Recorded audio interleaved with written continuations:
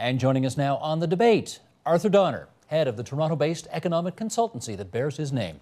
Donald Breen, professor of finance and business economics at the University of Toronto's Rotman School of Management.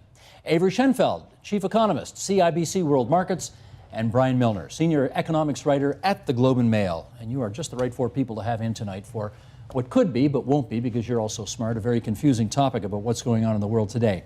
Avery, get us started here. Monday, Standard & Poor's, the credit rating agency, issued a warning that made a lot of people stand up and take notice. What'd they say? Well, they took notice for one day because, in fact, it was pretty old news. They said that if the U.S. doesn't do anything to address its fiscal problems, that looking ahead, particularly beyond the middle of this decade, the debt in the U.S. would soar. They would no longer qualify for the gold standard, which is a AAA rating. But markets already know that. And in the end, we already know that Congress is already pressing the White House to, in fact, do something about the growing debts that will take place beyond the middle of the decade. So this is a warning shot fired across the bow of the U.S. administration, the U.S. Congress, saying you should do something about it. But I think there's a general understanding that they will do something about it. And in fact, the biggest problem is that doing something about it, which means cutting spending growth, perhaps raising taxes, if they do it too early, will actually slow the U.S. economy down. Hold that thought, because we're going to come back to that. Donald, explain to people why, if you lose your AAA credit rating and it goes down to whatever, AA plus, why that's important. It's important because it means that the people that would be holding the bonds of the U.S. government would say, these are a bit riskier, so therefore I want a little bit more return, so the cost of borrowing would rise. And that is a cost of, that's a form of government spending.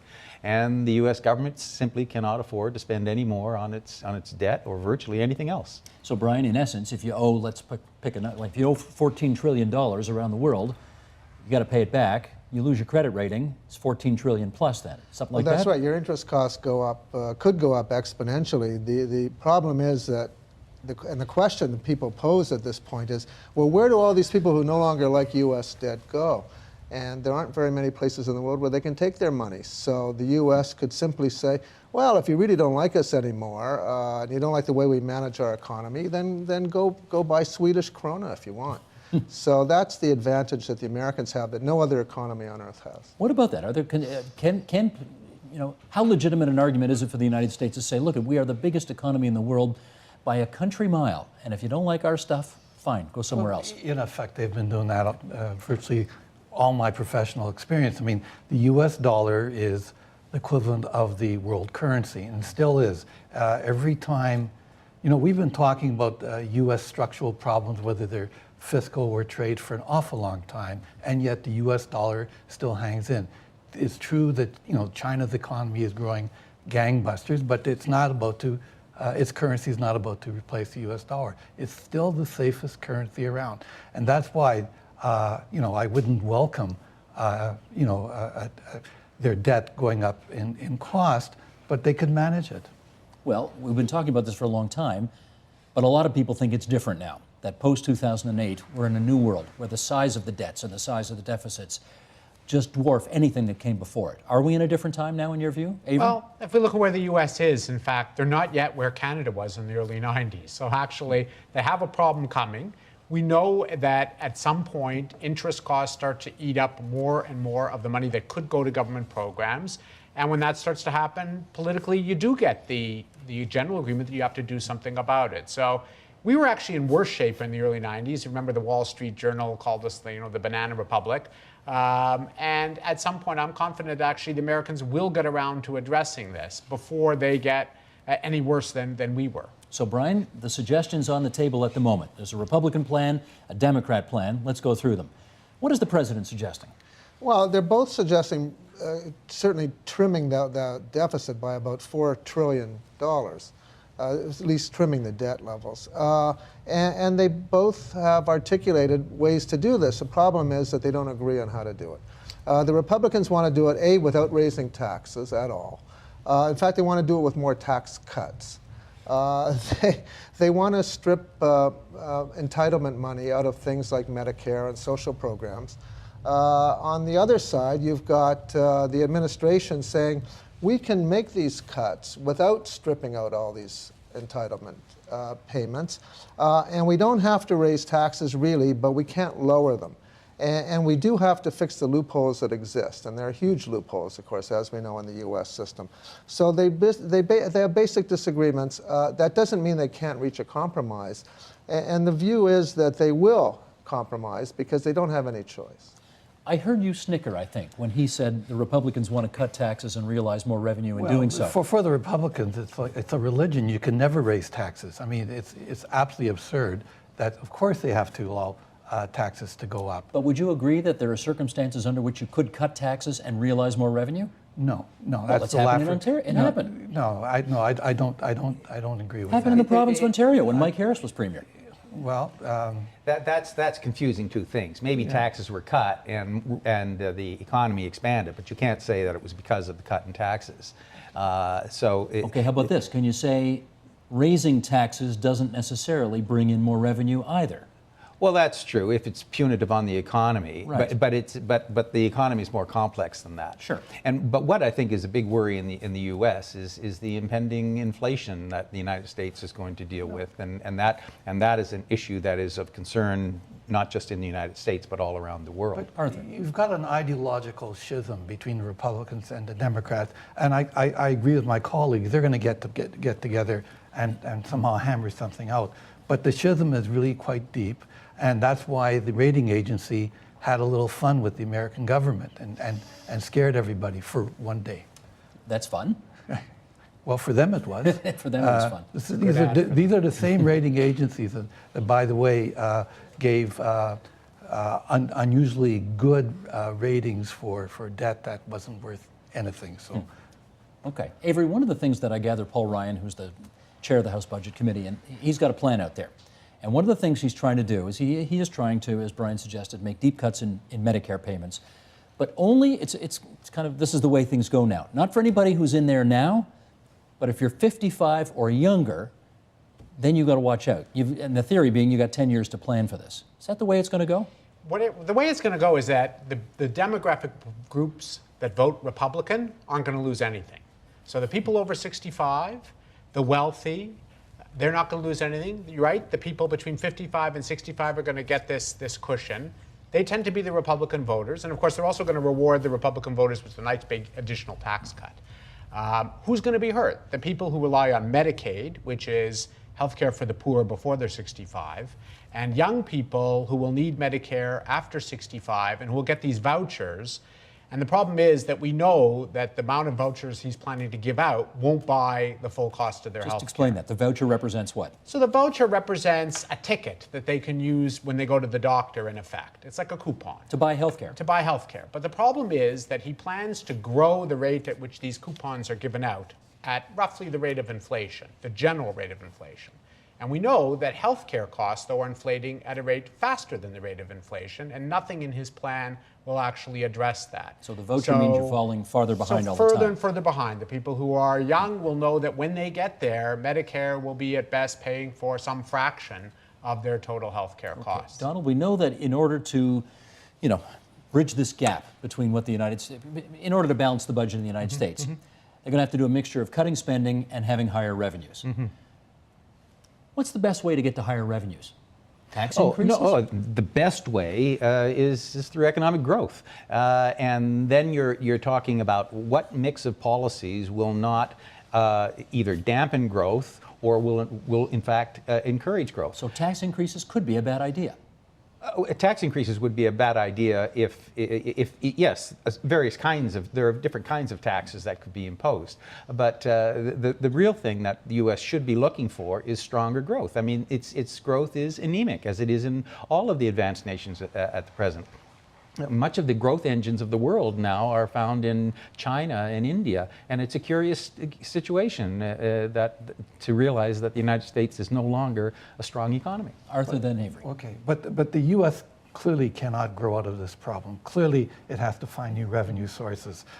Is that clear? Is there Yeah, consensus it's on that? absolutely clear. We could be having exactly the same discussion 3 years ago prior to the meltdown, because at that time the U.S. also had a structural fiscal deficit. It just didn't seem quite as pronounced as it is right now because of the meltdown. But so the meltdown added a dimension which is of grave circumstances. But the truth is, this is a long-standing problem. It goes back to the Bush tax cuts, which never should have been imposed, and that's why you had a structural deficit even before 2007. Which Obama renewed. Bush tax cuts. Well, he had no choice. He had no choice at Avery. I think, if you look at the Ryan plan, it shows this growing revenue, but a line that they had in the initial draft that they erased also showed the reason why revenues were growing is the unemployment rate was supposedly going to drop below 3%, a place it hasn't been in many, many decades. Seems very unlikely. If you look at the U.S. tax system, America is a very low tax jurisdiction. They are kidding themselves that they can continue to run that low tax burden. After all, what we're talking about here is going back to the tax system that you had when Bill Clinton was president. That was hardly ruining the U.S. economy back then. It was growing quite nicely. And in fact, of course, that was the last time that we actually saw the U.S. In a budget balance. So do they have to raise taxes, Brian? Well, I think they do, and I think they understand that they do. But of course, given the Republican mindset, they're going to have a tough time doing it. I mean, they could do something very simple, like a national sales tax, for instance. There are ways. They have enormous capacity in that country to raise national taxes if they want. But no political will to do so. But no political will, and that's the issue. And Obama can't do it because he's running for re-election. What are, Donald, let me go to you on this. What are the implications for Canada of the United States continuing to run trillion dollar deficits? If they have to monetize these deficits. Which means what? But basically, if they end up printing money to finance their excess spending, which we are seeing, you're going to see inflation in the U.S. and around the world. Canada is rather fortunate with our flexible exchange rate that we can absorb some of the U.S. inflation via an adjustment in our exchange rate. But there are many other countries in the world that have more fixed exchange rates, and they are just going to be importing U.S. inflation. This, as some economists say, this is the decade of Canada economically. We do have economic strength and a flexible exchange rate that protects us quite a bit. Arthur. Okay, there's no question that ultimately this will be inflationary, but I think we're really talking 3-5 years down the road. There really isn't any signs of major inflation at this time when you got close to about 9% unemployment rate in the U.S. But I think the impact of austerity in the U.S., because ultimately these huge deficits will call for some form of austerity. The U.S. economy slows down. We are still very export-oriented into the U.S. Our economy will suffer. The other thing is it will probably elevate the Canadian dollar even higher and make our trade imbalance even worse. You said no signs of inflation, but we're over 3% now thanks to oil prices. 1 month. 1 month. 1 month. So don't get excited is what you're saying? Not yet. Not yet. Not yet. Okay. Well, there's no real inflation until you have wage inflation, and that's not in sight at all. I just want to say that state governments in the United States are in a disastrous condition. They're much closer to bankruptcy than anything we see on the federal level, and that issue isn't being addressed at all by what's going on. And the fact is that until they sort that out, and you can download a lot of costs, as they did in Ontario to the municipalities. Paul Martin did it to the provinces, and they've been doing it to the states in the U.S., and they're running out of money. They're cutting services like crazy. Well, I guess their problem is they have to balance by law, right? They have to balance their by books. law, exactly. They can't run deficits. Not allowed to. One major reason why their recovery was so slow off the mark, we would all have expected with all that economic stimulus that the recovery should have been faster, but the state governments were cutting back as quickly as the federal government was adding funds into the system. Okay. Which Avery. just to the point that, well, we want America to actually take the steps to address its deficit in the medium term. The irony is we don't want them to do it too quickly, because while the North American recovery is still fragile, if you follow what some Republicans are pressing the White House to do, which is cut more now, you actually risk stalling that expansion. So what we want actually Congress and the White House to do is bring in reforms that will lower deficits in 2015, 2016, and so on, but not actually raise taxes or cut spending aggressively in the here and now, because you're still looking at an economy, our major trading partner, that's in a pretty fragile position. Donald, would you agree it is a remarkably tough balancing act to get that figured out properly? Absolutely, it is. And you see that our discussion moves from economics to politics because the way in which you do it, these are political decisions. But economists know that something must be done. And we know that there are certain strategies that will not work, such as raising taxes. That's just not going to happen with Republicans and where they are in Congress. And so then you then get to the really hard political questions of how do you cut some of the big ticket items, the entitlements, Social Security, Medicare, defense. These are tough issues. Brian, let's do one more question on this before we look at the wider world, and that is, Donald just said tax increases are just not going to happen. But the Democrats control the Senate, they control the administration, admittedly not the House.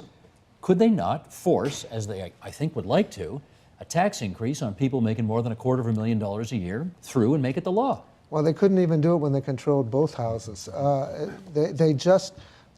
You won't see Democratic congressmen or senators pushing for something that they know is a loser at the polls. Even on millionaires and billionaires, as the president now describes it. Even on millionaires. Those are the people who donate all that money to their campaigns. Okay. But you know that you probably need to raise taxes also on the middle class. And for sure, they'll never want to raise taxes on the middle class. You're never going to get elected, Arthur. Because there aren't enough billionaires and millionaires even in the United States. Okay, let's look at the wider world right now. Brian, you first here. Portugal has now joined a very unhappy club. The club has got Greece in it. It's got Ireland in it. It's the latest country seeking a bailout from the EU. What happened? Well, Portugal, like Ireland and Greece, is completely insolvent. And as soon as you hear a prime minister of a country saying, we will never have to go cap in hand to get money from the IMF or the EU, you know it's going to happen within weeks. Because essentially the market forces that issue. They charge so much for the debt that these countries have to raise that they have no option. And that's what happened to Portugal. They were going to have to spend way more money for the debt than they could afford because they have to issue new debt constantly to roll over the old stuff. And they can't print their own currency, so they're sort of stuck. They're between a rock and a hard place throughout the European Union because they don't have the flexibility. The United States can spend money if it wants. It can print money, and it can print its way out of most of these problems. Portugal lacks that ability. Portugal is a very small economy. But when they joined the euro, they did exactly what Greece and Ireland did. They took advantage of being part of this common strong currency by borrowing like crazy at very low interest rates. It wasn't sustainable. Their economy wasn't able to sustain that kind of borrowing. And now that basically everything's slowed to a halt, they're heading for very tough times. They have to live with a lower standard of living. There's nothing else they can do about it. So, Avery, pick up on that and tell us whether you believe Portugal's bailout is more significant than either Greece's or Ireland's was. I think that it's significant only in that it's the third in the chain. It makes people worried about, is there a fourth in the chain, which is Spain, which is a much bigger country, which so far the bond market has lent money to at reasonable rates. So they have not been pushed into this. But I think there's a broader message here, which is if you look at the countries that have run into real trouble, it's not only that they have a lot of debt, because we were just talking the US has a lot of debt. It's that their economies aren't growing. They've been forced into austerity budgets, which are keeping their economies in recession or close to it, which means that tax revenues aren't going to get the growth they get with a growing economy. And that's when the bond market starts to figure out that one or two things is going to happen. Either their voters in these countries are going to rebel against these austerity programs, and they say, why don't we just tell the rest of the world we're not paying on that debt? Or That's all well and good, but then who's going to loan you money tomorrow? Well, you know what? They hope that countries have defaulted in the past and later been able to finance themselves. So it's a matter of a negotiated deal. But I think what it raises the alarm bells is that right before Portugal went to Europe for funding, its parliament was unable to pass a budget that involved deep cuts. Now Europe is saying, well, we'll lend you the money, but of course, as a condition, you have to make actually deeper cuts than you just rejected. And the prime minister, the parliament has been dissolved, even though they have a leader named Socrates. The wisdom of Socrates doesn't seem to be enough right now to help them out. So, I think that it's a sign that austerity is not popular. and it's very hard to live with year after year. Arthur, how do you see the Portuguese situation? Well, the Portuguese economy is in a downward spiral, as are the other two periphery countries. When you're in a downward spiral, automatically your debt relative to GDP rises and makes matters worse. And as Avery says, of course, your interest costs go up. What's really curious about what's going on is the larger European countries also have high debts. For example, the UK, which is not part of the common market, has, I think, a 10 or 12% deficit to GDP ratio. The US has something in that range. So these countries are being penalized partly because they're in the euro, and obviously they're not going to get out of the euro, nor are the other countries going to allow them to get out of the euro. It's not in Germany's interest, despite the fact that they're bankrolling these countries. It's not in Germany's interest itself to leave the euro. Donald, somebody suggested here that one of the great problems with Portugal now being on the list is that you get a lot of people starting to ask, okay, who's next? Yes. So who is next? Oh, the worrisome country is Spain, as Avery mentioned. And both Arthur and Avery are referring to what we could call the debt trap, where growth is weak and the austerity programs just exacerbate that downward movement. But you know, the solution that traditionally we would have would be a country like that, any of those countries, to devalue their currency, to have a weaker currency. But they can't do that with the euro. Explain that. Why can't they do that? There's no mechanism to do that. So Because they're all using the same currency, which in effect is a common currency. It is a fixed exchange rates between all the nations, and it gives them, it just takes away an important lever for stabilization. And what's happened, say for example Greece, the bailout of Greece was to stabilize Greece, but actually it's paralyzed Greece. And the policy options that these nations have are very few, but they have to struggle to find some form of economic growth. They're paying for economic sins of the past. Arthur. One of the policy options they have is to, if I can use the term, restructure the debt, not walk away from debt. Ultimately, they're going to end up restructuring the debt. What does that mean? It just means that the holders of the securities are going to take a haircut. You know, instead of So we'll give getting you 50 100 cents cents on on the a dollar. dollar, you might get 50 cents. Ultimately, a restructuring of the debt is one way for them to get out of this problem, particularly if they can't devalue a currency. Why would the bondholders allow that?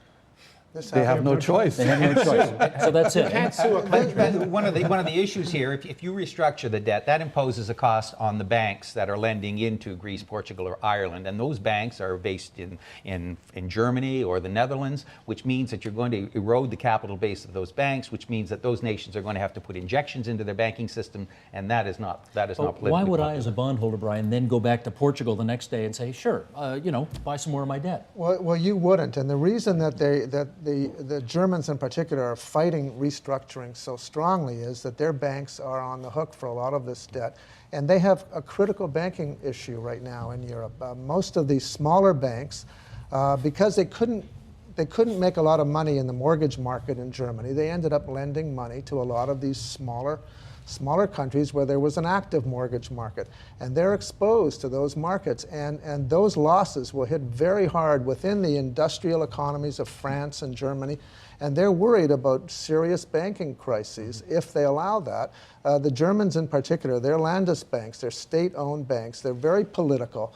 They make investments for political reasons rather than economic in many cases, and they could collapse, and that's the reason you're seeing such reluctance to allow restructuring. So, Avery, what does the European Union have to do to make sure that this bailout for Portugal is the last bailout they have to do? You know, I think in the end, we keep using the word bailout. If I'm bailing you out, I give you a check.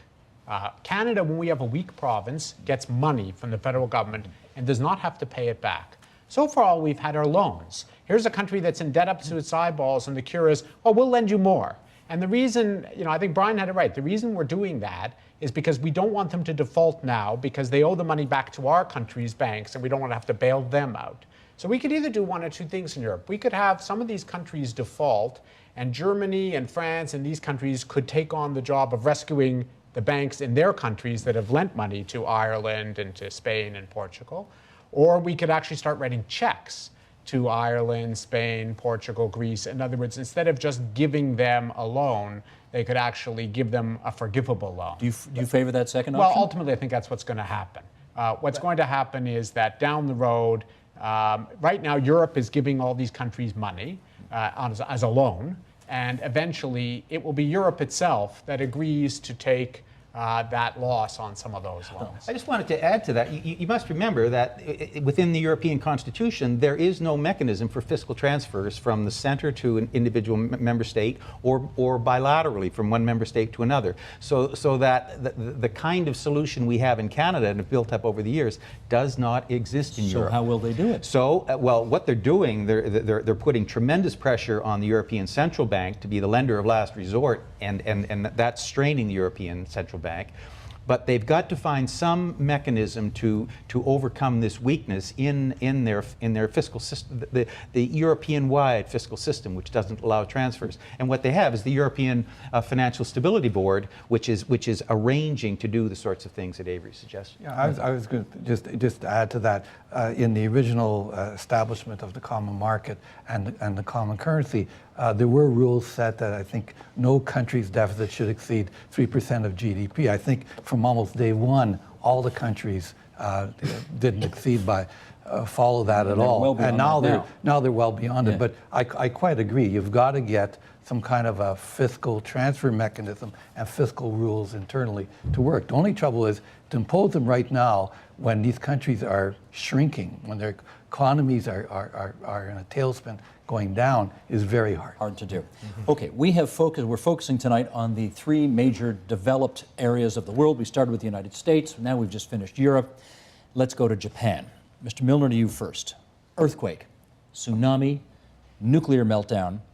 The economic impact of all of the above so far has been what? Well, it is going and has already shrunk the Japanese economy substantially. We saw that in their latest trade numbers. The Japanese economy was already weak.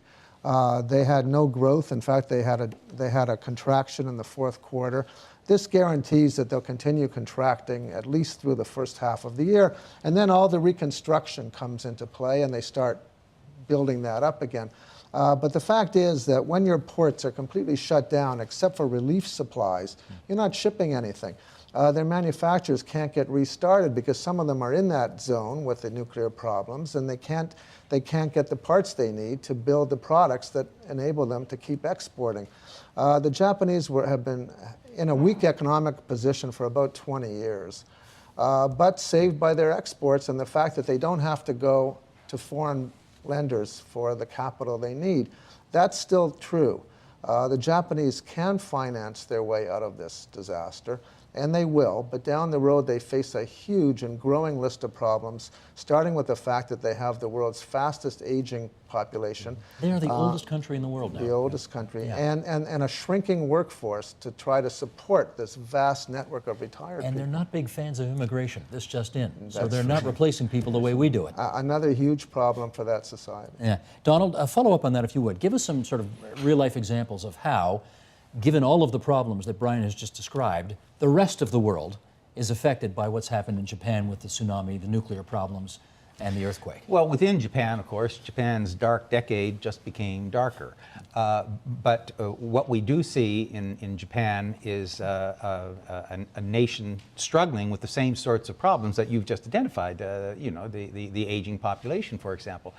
What it does to the rest of the world, it's going to affect the rest of the world, not so much through trade, because that will come back, but the financial arrangements with Japan are interesting. What we see is that the Japanese currency has appreciated as a result of this. That's as a result of a tremendous reversal of what's known as the carry trade, where people were borrowing heavily in Japan, and then with the disaster, they said, well, we better settle these Japanese loans, and they had to resettle a vast amount of debt, and that drove up Japanese exchange rate, which isn't a good thing for Japan. Which doesn't help them either. No, it doesn't help them at all. As we, again, try to figure out the implications for the wider world on what's going on in Japan, Toyota announced in this country that it's shutting down one of its plants for a while.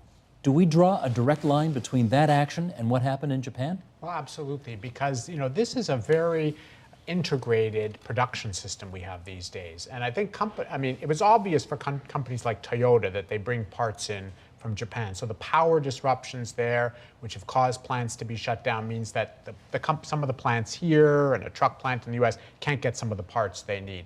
What I think we're finding elsewhere, though, is that companies that didn't really think they bought anything in Japan are finding out that no, they did, because they bought something from, say, Taiwan, but it has that one tiny little part that comes from the plant in Japan, and that can also throw, a monkey wrench into the works. So the end of the day is this may be temporary. I mean, we don't expect this to last more than a quarter or two, but in the here and now, even places like Ontario are going to see some disruption. The Bank of Canada estimates, and I think their numbers are probably as good as anybody, that the Canadian economy will grow by 0.5% slower pace in the second quarter because of the physical disruption of supplies from Japan. People wonder why they got to follow foreign affairs on this program? This is why, because something half a world away. Okay, Arthur, your view. Not to trivialize what's happened, because it was terrible, but the history and experience with natural disasters, when they happen in developed countries, is that the developed countries quickly overcome them.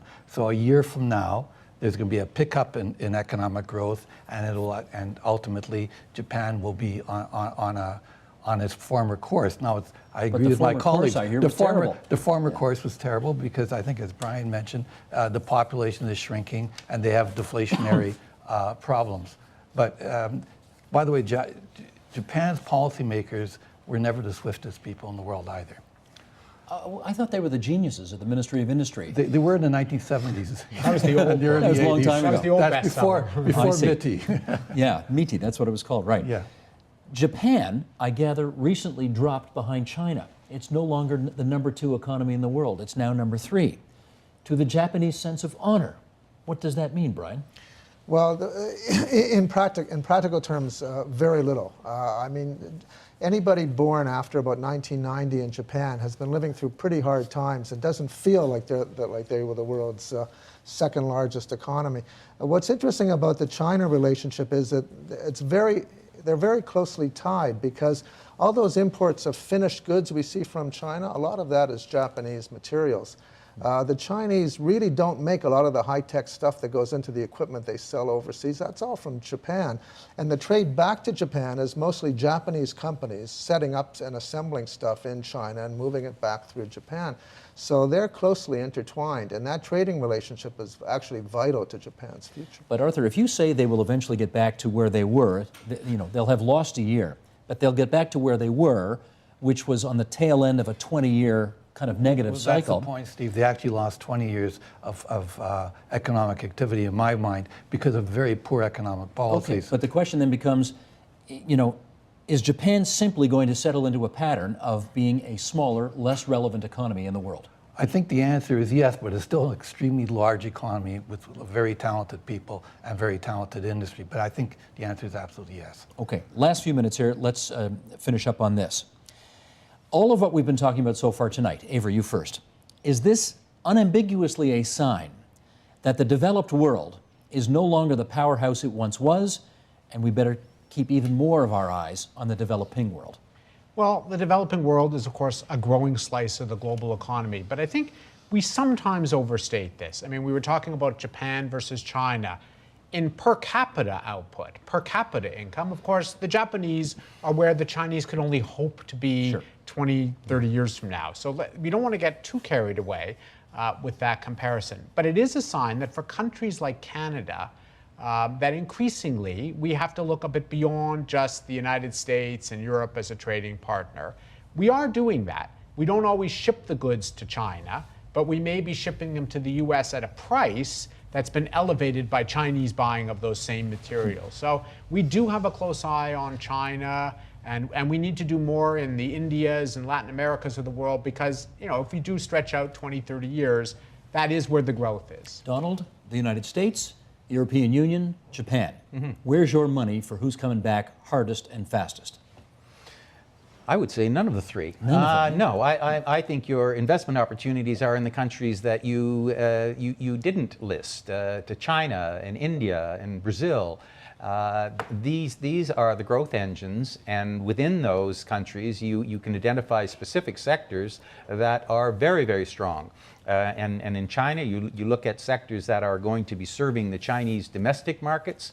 As China shifts its balance within its economy toward more domestic consumption, that's where your investment opportunity is. Brian, how about it? Of the developed countries that we've talked about, or just developed areas, I guess, U.S., Japan, European Union, where's your money on who's coming back best? Well, I never bet against the Americans. They've had a record of ingenuity and solving problems that goes back a long, long way.